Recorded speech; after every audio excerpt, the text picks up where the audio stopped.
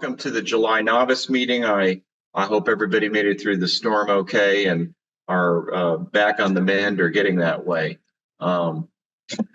Tonight, our topic will be Gems of the Summer Sky. So this will be kind of the quarterly meeting that we have where we'll look at the various navigation signposts and objects of interest for the particular season. And of course, we're talking about summer.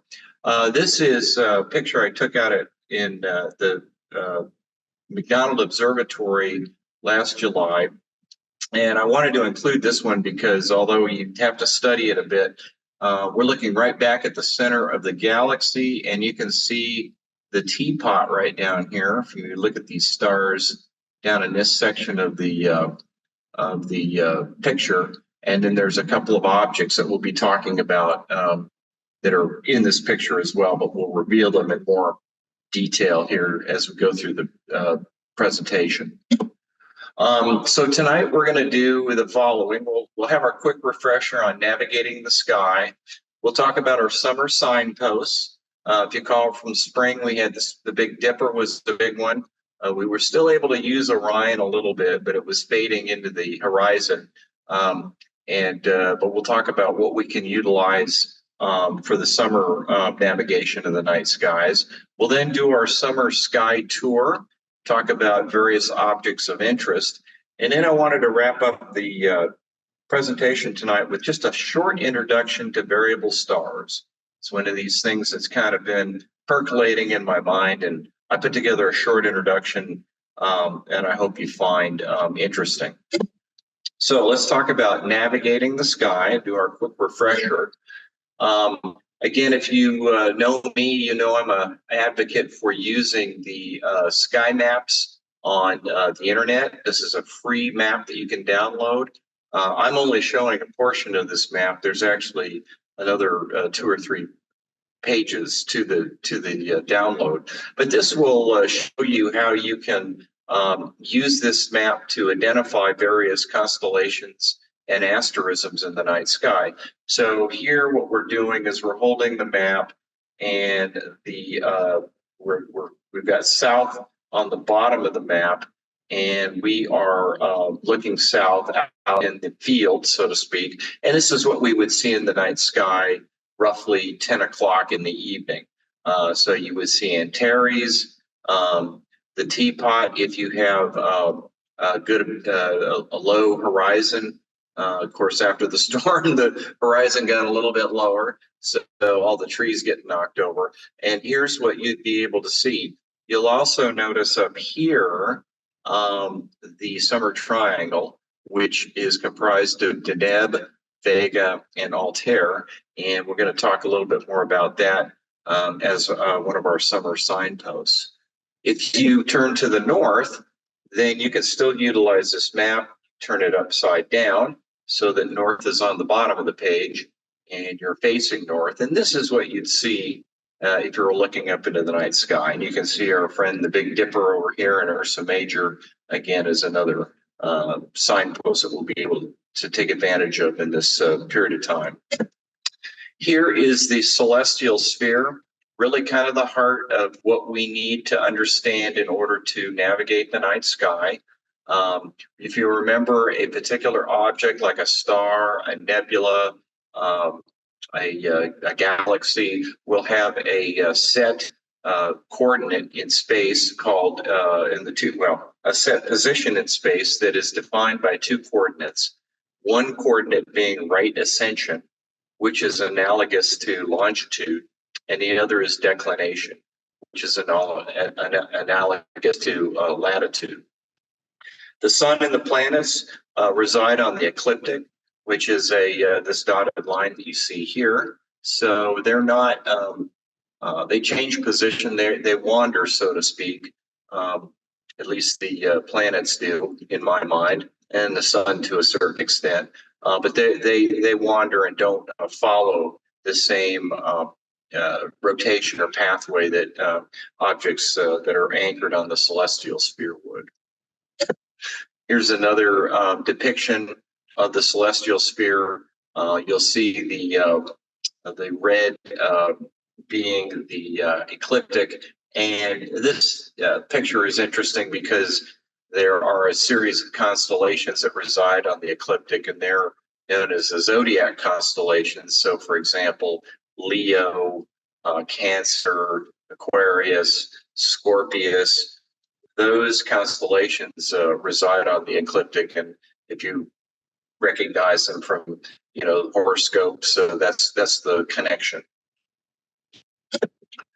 Here's another picture to kind of give you an orientation of the celestial sphere in relation to the ecliptic, which is again where the planets and the sun reside, and the galactic equator, which is where the Milky Way, the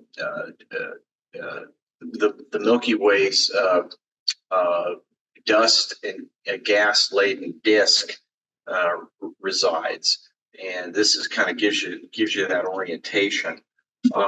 Here is one of my favorite pictures. It really kind of gives you a good overview of where we are at in terms of the season and our position with respect to the Milky Way and the various objects that we're going to be looking at tonight. So here was springtime. We were up here in this position, looking through kind of the least amount of the disk of the Milky Way out into deep space. We've now changed over here to this position, which at nighttime puts us smack dab in the view of the middle of the Milky Way. And that's when you can really get some of these spectacular Milky Way photos. And you'll see that our friend Orion, which is our favorite during the winter time, well, it's obscured by the sun. However, it will begin to reappear very early in the morning in late August. But right now, the constellations of Scorpius, Sagittarius, those Bootes, Hercules, those constellations in particular is what we'll be looking at during this period of time. And here again is just a pictorial I like to use to give you an idea that there's a relationship between the latitude at which you're standing on Earth and the view of the celestial sphere that you'll have. So at the North Pole here on the left, you'll see that Polaris is right over the top of the observer's head, and it appears to, and the objects that are down below here, like, for example, the Big Dipper, appear to spin around the head of the observer. As you march down towards, say, 30 degrees north, which is our latitude in Houston, you'll begin to see the objects actually come up and over the zenith and then down and set on the western horizon.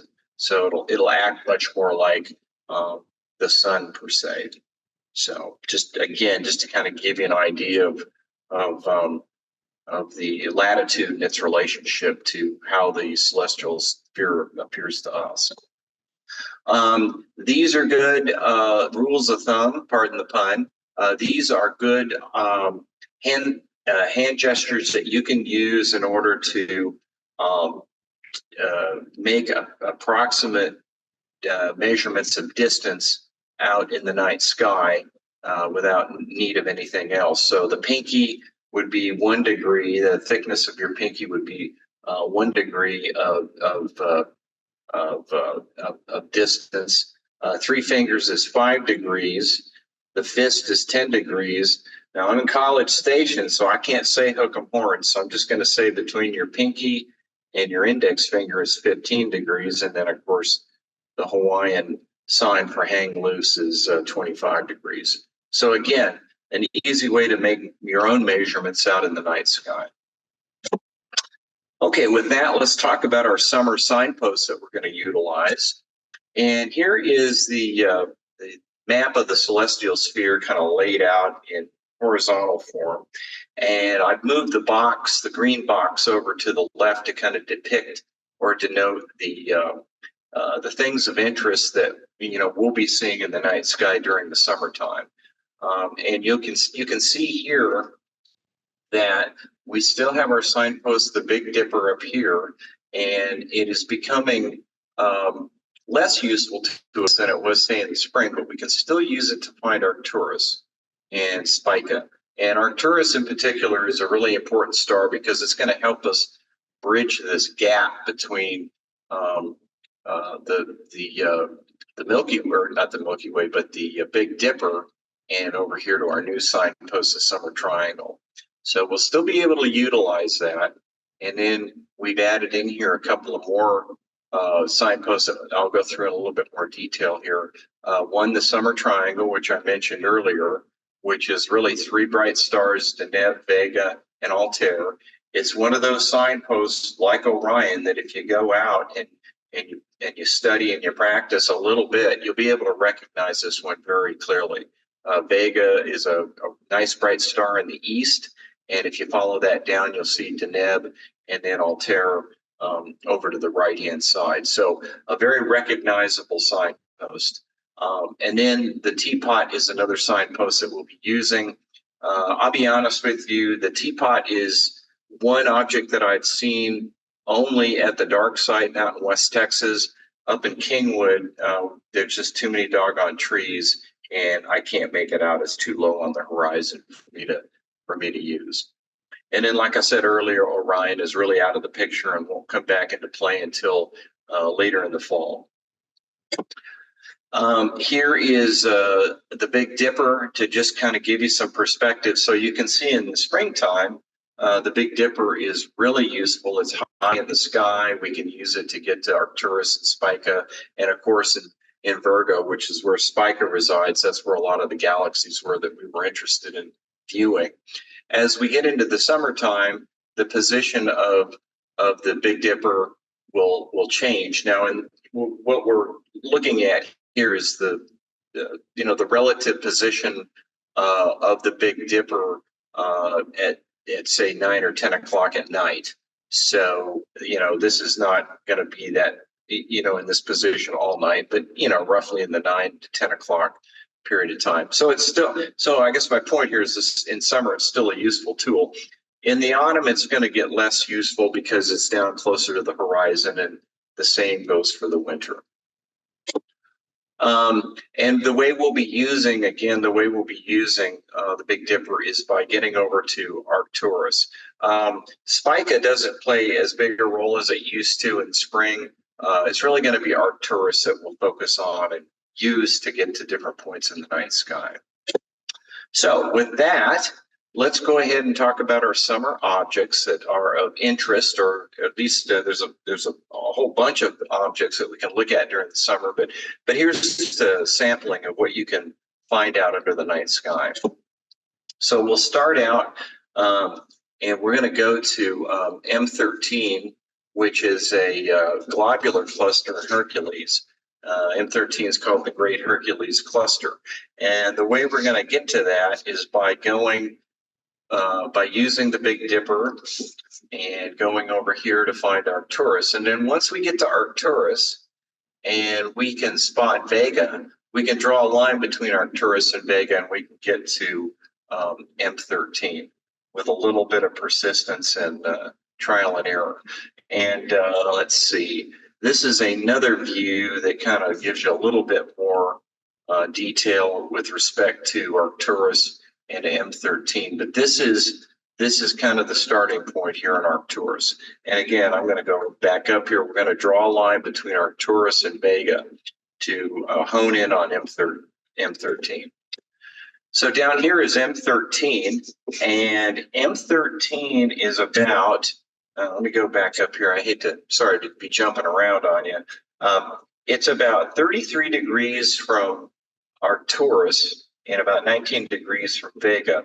Or put another way, M13 is approximately 2/3 of the way from Arcturus to Vega. So if you can find Arcturus and Vega, draw that imaginary line. Get to the keystone, which you see up here in the constellation of Hercules. You can then begin to really find this object between these two stars here and here. And that is Hercules. It's a wonderful object.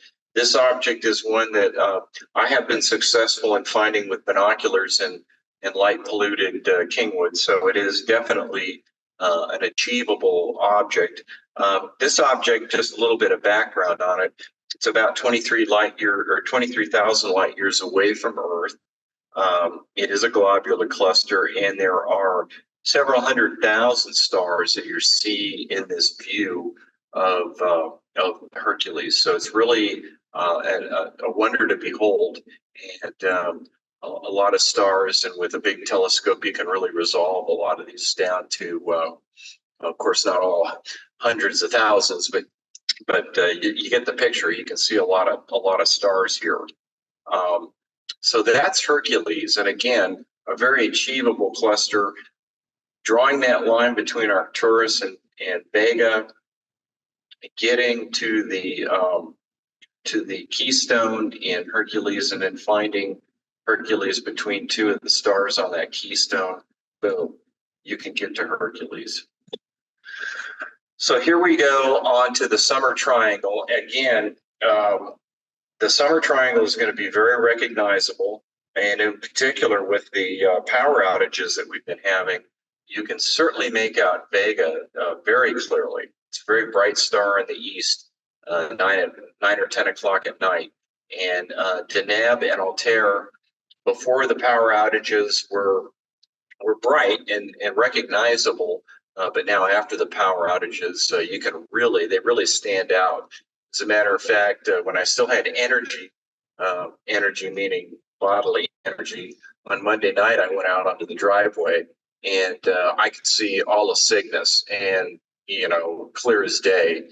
And I typically don't see that, so that was pretty cool.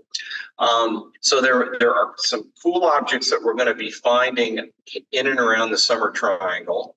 And the first one we're going to talk about is Alburio. And Alburio is actually a double star that is at the head of Cygnus the Swan, kind of on the other end of the constellation from Deneb. And here's a picture of Cygnus, or not Cygnus, but Alburio. And it's actually the head of the Swan. It's about 430 light years from Earth, so it's relatively close. The cool thing about Cygnus is that the stars that are in this double star system are made up of indigo and gold. So you can really use that color to determine and nail down that, yes, I'm looking at the right double star system. So I know we're all trying to recover from the hurricane, but while center points giving us opportunities to still take advantage of dark skies or darker skies than we typically have, take a shot and see if you can find these naked eye or with binoculars, and see if you can resolve the colors. Moving along, we'll go to the Ring Nebula. This is a planetary nebula, a very famous nebula. This one is about 7 degrees from Vega. So if you're up in the region of Vega, up in Lyra, if you go down from, and pardon me just a second, I'm going to back up here. Yeah, if you go, no, that's not right. If you go, well, I don't have it, unfortunately. I believe if you move down from Lyra, or Vega, excuse me, in the constellation Lyra, you'll get to the Ring Nebula. Now, this one's a difficult one to see because it's a very small object. It's about, like I said, it's about 7 degrees from Vega, and it is about 1,400 light years from Earth, but it only has about 0.6 light years of size to it, so it's a very tiny object. It is a planetary nebula, and this is an example, a classic example of what our own sun will look like when it runs into the end of its life. It runs out of fuel, and it sheds off the outer layer of dust and gas, and then collapses into a white dwarf. I've seen this through a telescope out at the dark site and out at the George. It really resembles, in many respects, a kind of a grayish smoke ring. So that's one way to describe it. Using electronically assisted astronomy, you can bring out more color and detail. And that's obviously, here we have a picture. So But those are the couple of different types of methods you can utilize to find and view the Ring Nebula. The next one on our hit parade is the Dumbbell Nebula, M27, and this is about 15 degrees from Altair and 25 degrees from Deneb, or stated another way, it's about 3/4 of the way from Deneb to Altair. So if you're on the summer triangle, you find Deneb, you find Altair, and you move about 3/4 of the way down. That's going to put you in the vicinity of the Dumbbell Nebula. This one is a larger nebula, planetary nebula than the Ring Nebula, so it is might be easier. It might be an easier target to see. It's about 3.2 light years in size, so it's bigger than the Ring Nebula. And this planetary nebula is actually in a constellation called Vulpecula. And again, what I think is interesting about this object compared to the Ring Nebula is that, you know, the manner in which the stars will come to an end and shed their gas and dust and collapse into this white dwarf, you're going to get different shapes and contours depending on the circumstances that the star collapsed into a white dwarf. So, and its end of life characteristics as well, how it died, so to speak. So you get different shapes, is what I'm trying to say here. And this is another great example of a planetary nebula. Okay, so moving along, we're going to go down to the Teapot. And from the Teapot, we can get to some really cool nebula. So, and these are emission nebula star-forming regions. And here is a nice close-up view of the Teapot. The Teapot has these stars that you see here forming the handle and the lid of the teapot, and over here the spout. And it's from the lid and the spout we can find various objects. So the first two that we're going to go after are M8 and M20, which are the Lagoon Nebula and the Trifid Nebula. And these objects, and I think we'll get a nice picture of those two objects here. These objects are about 8 degrees above the spout of the Teapot. So if you go over here to the spout, you go up 8 degrees, you're going to find the Lagoon and the Trifid nebulas. These are about 4,000, 5,000 light years away from Earth. They're relatively large size, so 114 and 44 light years in size respectively. M8 being here and M20 being over here. These objects are located in Sagittarius. M8 is faintly visible to the naked eye, so like its cousin Orion that we see in the winter, it's one of those nebula that, if given the right conditions, you can make it out naked eye. Not as bold and bright as Orion, but definitely something that can be visible naked eye. M20 is a really interesting nebula over here. It actually has components of 3 different types of nebula. So you see the reddish piece here being the emission nebula, the ionization of light or ionization of the gas from starlight, then emitting this reddish hue. Over here you see blue, which is really a characteristic of a reflection nebula. So instead of ionizing the material, what you're doing is you're actually reflecting starlight off of that material. And then down here, you have dark nebula, which are these little creases here. And a dark nebula is a nebula that's going to obstruct or make the light behind it opaque, so you can't make out or see anything. Kind of like a shadow box, I guess, is one way to think about it. So that's M8 and M20, 2 really wonderful objects to go out and see. Nearby, in the same neck of the woods, is the Swan Nebula, and this nebula is about 10 degrees above the Teapot lid. So on M8 and M20, we use the spout. Here we're going off the top of the lid to make our measurement. This nebula is about 4,200 light years away from Earth, 57 light years in size, and again, it's located in Sagittarius. So another bright, beautiful object to go out and find in the night sky. The Eagle Nebula is always a crowd pleaser. The Eagle Nebula has the pillars of creation that we see in that famous Hubble picture with these three towering pillars coming up, almost looking like an elephant trunk. Here are those pillars, only in small form, but it's still breathtaking, even to see the pillars in this picture here. To find the Eagle Nebula, you need to go about 12 degrees above the Teapot lid. And it is, again, an emission nebula in the constellation of Serpens Cauda. And like I mentioned earlier, the pillars of creation are part of this object, and it's a really wonderful object to view and to go see. And this object is about 5,700 light years from us, about 58 light years in size. So it's relatively sizable nebula.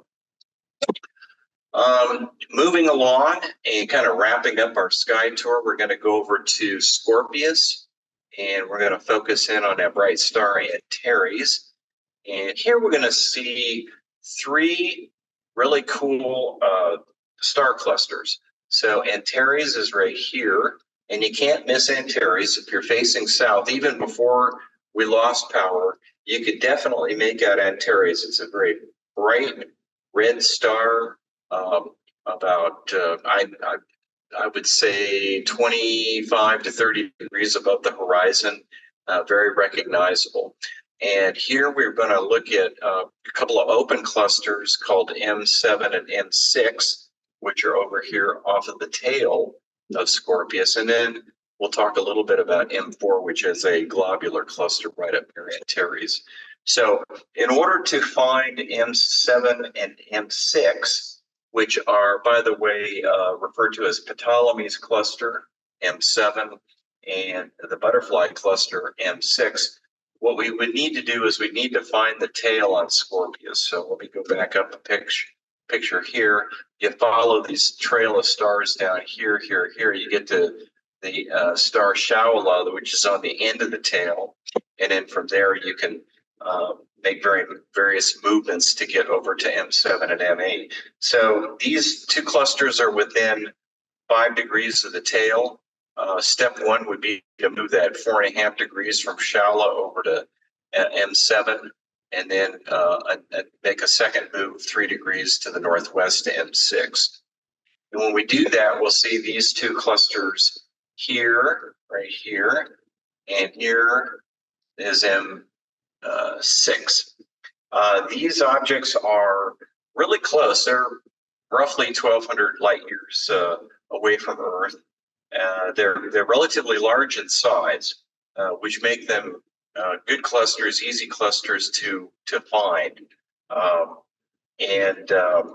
These are, again, very easy targets to go after, a good starting target to kind of get your confidence built up before you go after some of the tougher stars. Just a word about M7. I mentioned earlier that it was named after Ptolemy, and that's because he was the, I think, kind of the discoverer, if you will, or he first mentioned M7, maybe not the discoverer, but he first mentioned it. And he called this the little cloud following the stinger of Scorpius. So that's pretty cool. We talked about Ptolemy back in the May presentation, and this is one of the artifacts of Ptolemy's body of work. M6 has some really bright stars. It has a bright orange supergiant, and you can kind of make it out here in this picture here. That's good to know, because if you can recognize some larger stars of different coloration, and you can see that in the cluster, that will give you confirmation that you're on the right object. So two really great targets to go after off the tail of Scorpio, or Scorpius, excuse me. We'll wrap up here with a view of M4, which is a globular up near Antares. I tried like the Dickens to find this cluster. I was using binoculars, and that's probably my issue because Antares is a very bright star, and it probably obscured the fainter object of M4. I had every intention of bringing out the 10-inch Dobbs that I am currently borrowing, but I just didn't have the energy. And then, of course, after the power outage, after spending time outside raking up branches and debris and coming in and trying to cool off, I just didn't have it in me. So hopefully when the power returns and things get back to normal, I can take that baby out on the driveway and see if I can find M4. But this is another target to go after, and I like this one because it's so close to Antares, a very recognizable landmark in the sky. M4 would be cool to go after. Okay, so that is kind of the sky tour.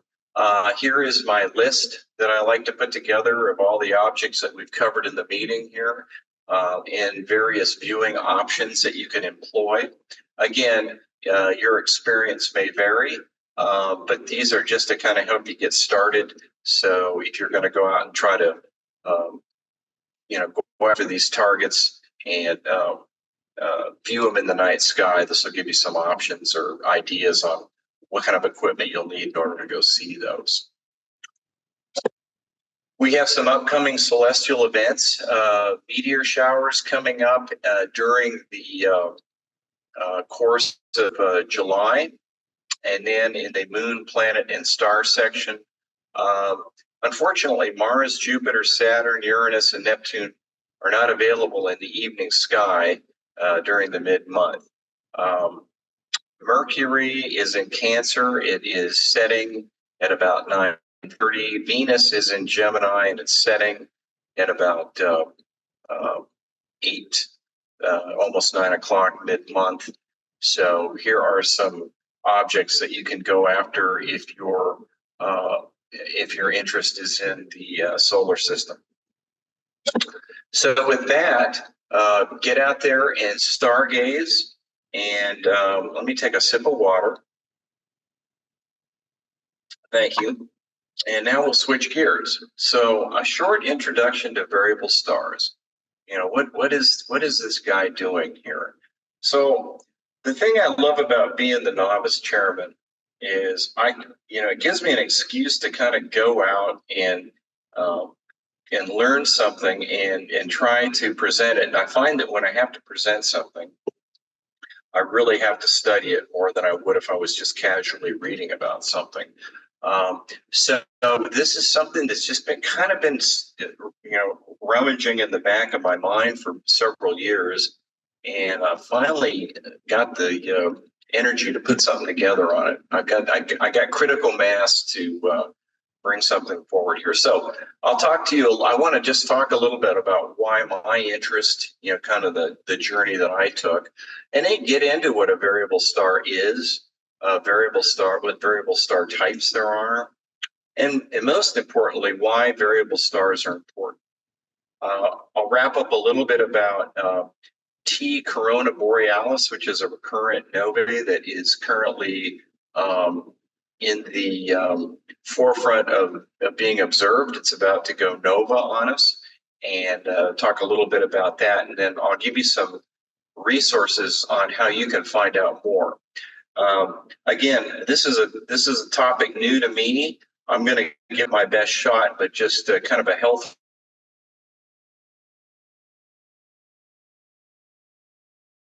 answers after the meeting. So why the interest? Well, I noticed early on, and if anybody who's heard my talks before, they know I love this gas station map called the Deep Map 600. It's just kind of a star reference in foldable form that fits in your pocket. And I noticed on this map that there were early on that there was a chart on variable stars, and I thought, well, that's interesting. It was a small panel, but nonetheless, it was like, well, gee, why would there be an interest in variable stars? I would assume that would be a very narrow focus of interest.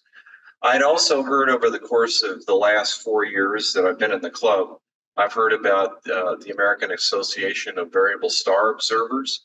And again, I thought, well, gee, it seemed to be a lot of interest, a lot of smart people that were involved in that. But man, that seemed like a very narrow set of interests. And so I was still puzzled by that a little bit. Here recently, what's kind of opened my eyes up a little bit more have been these two things that I've stumbled upon since New Year's. Like I mentioned, in May, I put together and presented a timeline of astronomy history.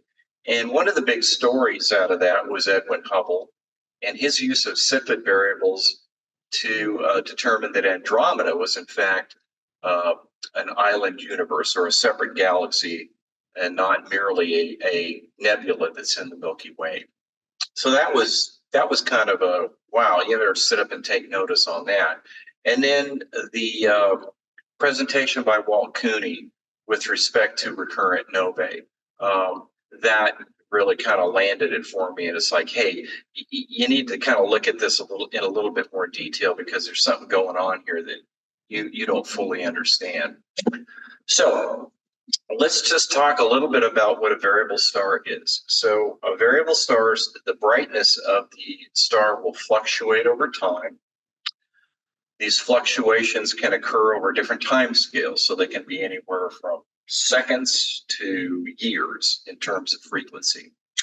And there's two main types of variable stars. There are intrinsic variables where the star itself changes in brightness. And then there are extrinsic variables where the brightness variations are caused by external factors. And most notably, a double star system where the two stars are eclipsing each other and changing the brightness of one of the stars. So in broad terms, that's what a variable star is. There are several types of variable stars that I've got on this nifty looking diagram here.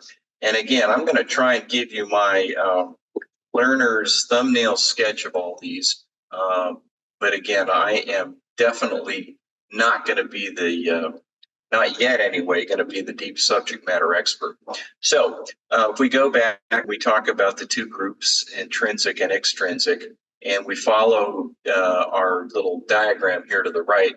We'll see that in the intrinsic space, we have what are called pulsating stars and stars that are called cataclysmic stars or eruptive.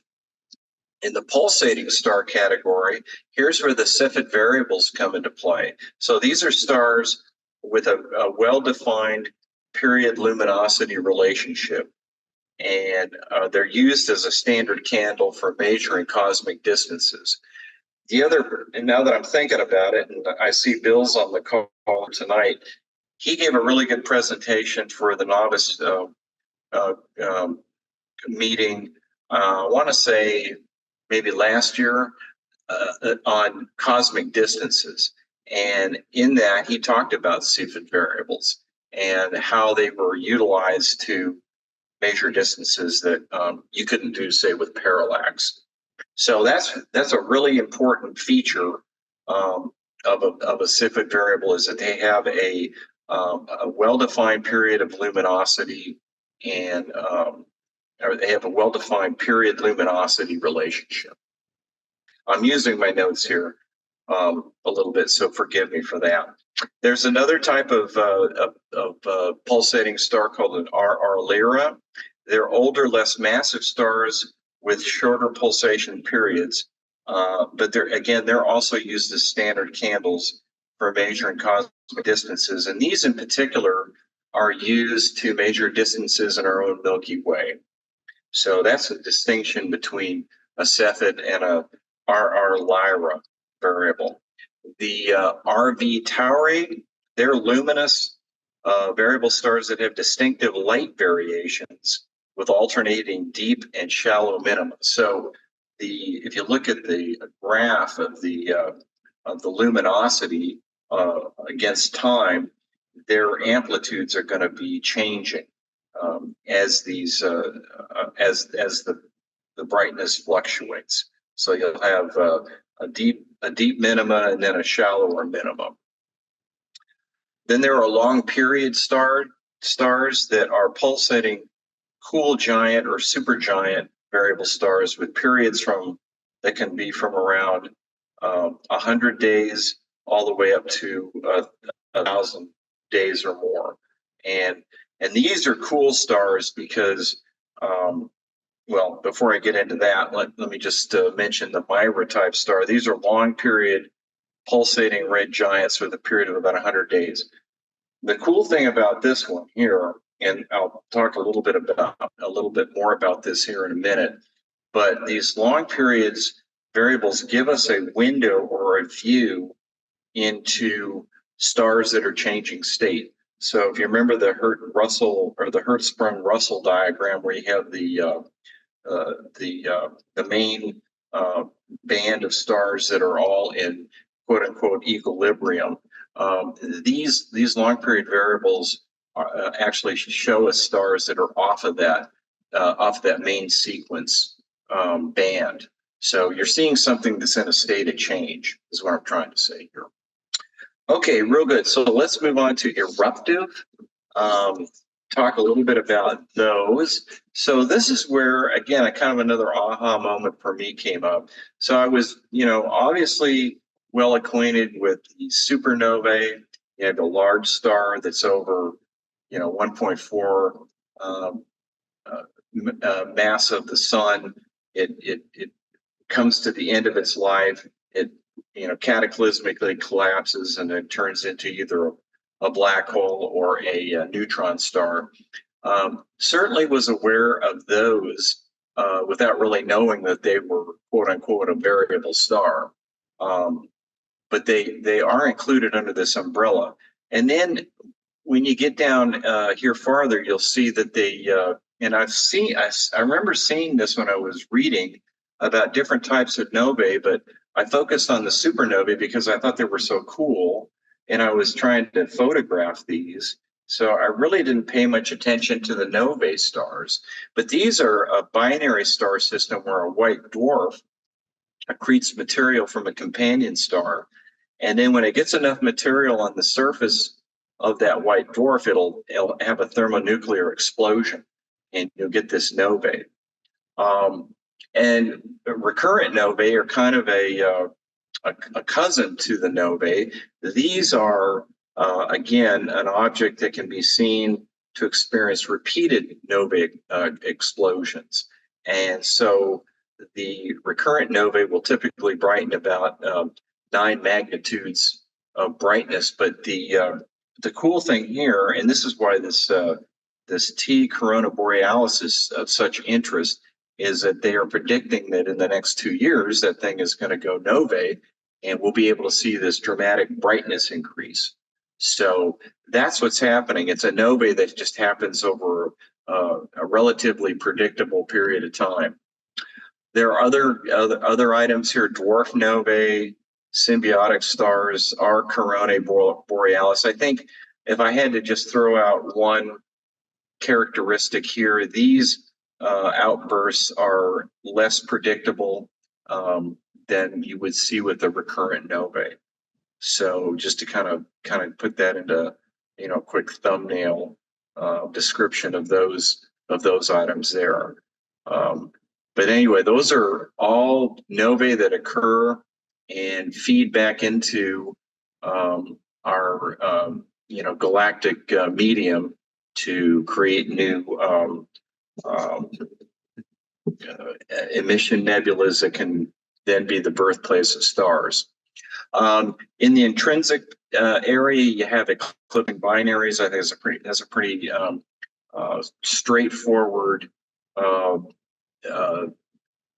mechanism for, as these two objects transit and dim, That's, it's fairly easy to get your head around that. And then there's another one called rotated variables. And here you have something like what they call an episoidal variable. And here the binary stars have their components distorted into ellipsoids. And because of that distortion, when, as they rotate, they change brightness as well. So again, just kind of, what are the variable star types? This one drawing, I think, does a good job of just kind of, giving you a thumbnail sketch of that. So most importantly, though, why are these variable stars important? So distance measurement, like you have with the Cepheid and RR Lyra, very important aspect and characteristic that we can take advantage of is to use those for distance measurement. Really understanding stellar evolution. And again, I've got a couple of slides here that I'll show you that kind of hopefully spell out some of my aha moments. You have the ability to probe stellar interiors. And I looked at this because I thought it was really intriguing. Apparently, there is kind of a relationship, if you will, between, a geologist and how they use earthquakes to understand the subterranean world of the Earth and what people are using pulsating variable stars for. I don't fully understand how they would be using pulsating stars to understand the interior structure, but I'm surmising it's probably just looking at that change in brightness and the change in spectrometry that you're getting from the star to make assumptions, calculations about what may be going on underneath the surface of a star. But something I wanted to find more about, and Hurricane Beryl kind of interrupted me on that task. Exoplanet detection. So, we have these eclipsing variables. That was a technique that was adopted by the exoplanet folks that are going out and discovering exoplanets. So they owe part of their toolkit to the study of variable stars. Cataclysmic events. I mean, novae and supernovae are they're very cool, dramatic events, and studying these can provide insights into what the processes are and really give us a deeper understanding around the life cycle of stars.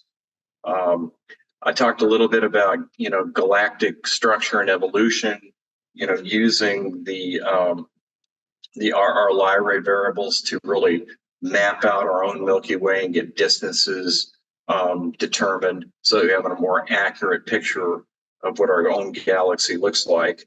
And then in cosmology, in addition to the work that Hubble did using Cepheid variables and determining Andromeda's true nature, this was also something that came into play when the formulation of Hubble's law was describing the rate of expansion of the universe. So they were able to use variables in that respect.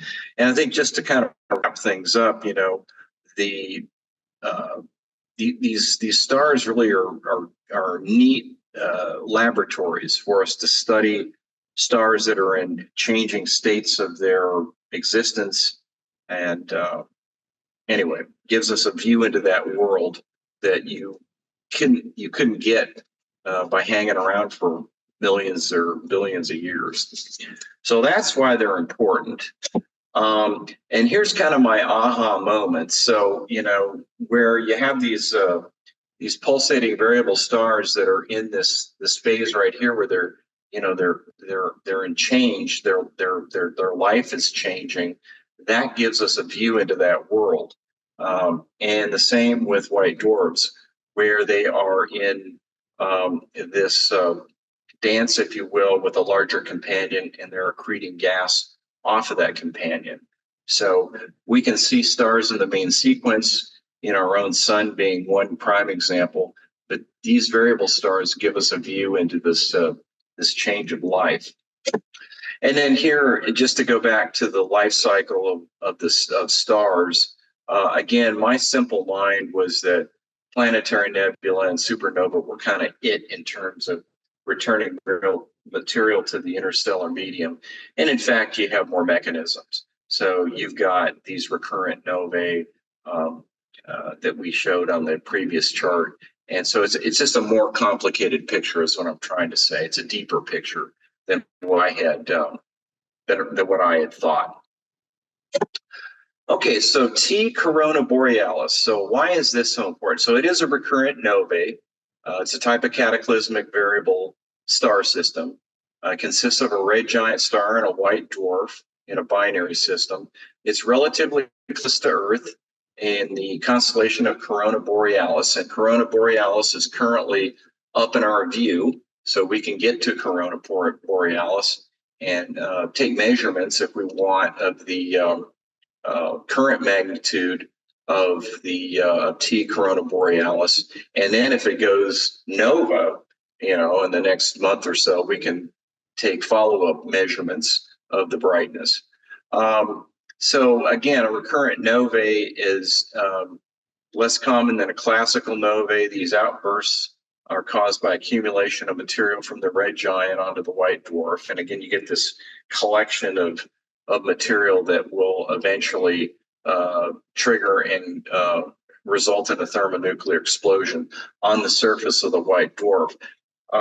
Now, there are situations where a white dwarf can accrete enough material from its donor and have a mass that goes above 1.4 solar masses and begins to, in that case, begins to actually fuse oxygen and carbon, I believe. That can result in a supernova, but this nova is, or this recurrent nova is not a supernova.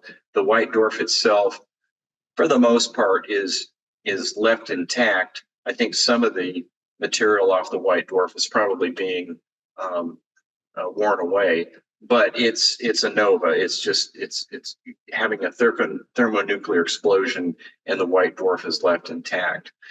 So this nova has occurred in 1866, documented 1866, 1946, and again, it's predicted to go nova again in either between now and 2026. So pretty interesting stuff. I had a chance to go out to Insperity Observatory here a couple of weeks ago, and we took some photometric measurements of T Corona Borealis to just kind of determine, what brightness we were looking at currently. And then, the idea is to go back after it goes nova and take follow-up measurements and compare that to what we had before.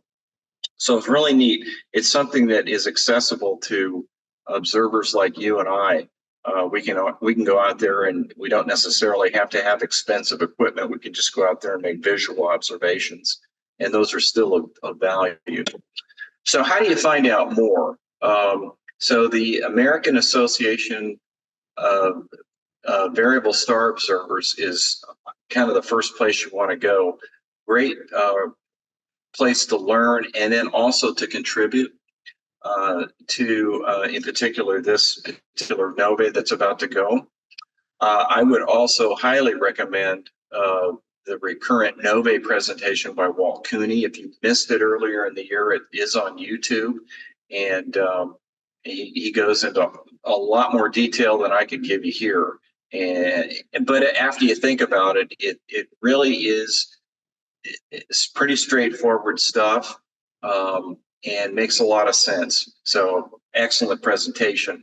Walt also suggested a couple of other reads here: Observing Variable Stars, A Guide for the Beginner by David Levy. I've actually picked this up and have started reading that. So I'm looking forward to seeing how that book turns out. And then there's one called Observing Variable Stars by Jerry A. Good. And that's another resource for you. So that's my presentation on variable stars. I hope you enjoyed that. Before I open it up for questions, I do want to just mention that we do have a meeting tomorrow night This will be entitled Bringing Astronomy and Science Education to Kosovo. The speaker will be Prenvira Iseni. I hope I'm not butchering that too bad.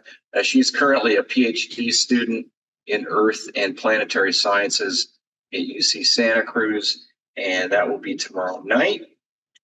And with that, I will stop. Well, yeah, I'll leave that sharing up there.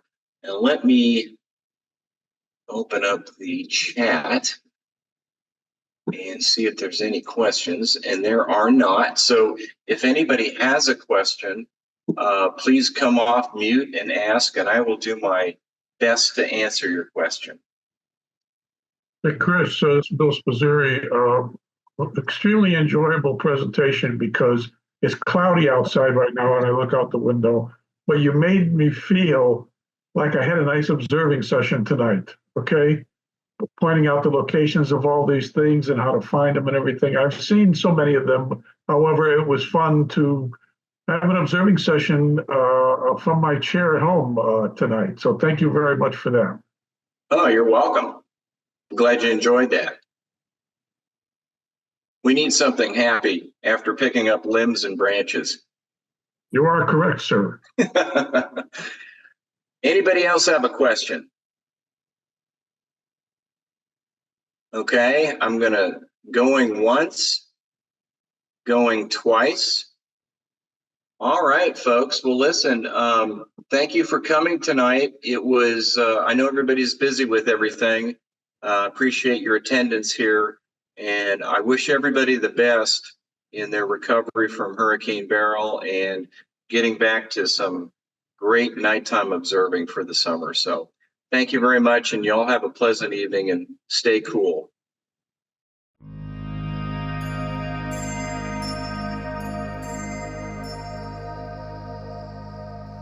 Okay.